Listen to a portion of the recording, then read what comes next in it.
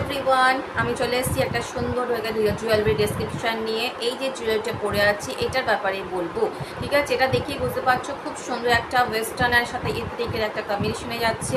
ফার্স্টে ইয়ারিংয়ের পার্টটা দেখিয়ে দিচ্ছি। ইয়ারিংটা দেখো এরকম লকিংয়ের মধ্যে যাবে।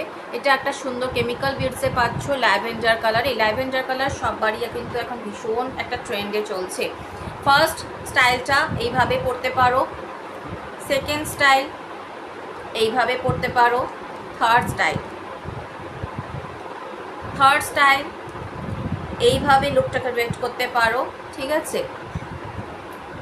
And fourth style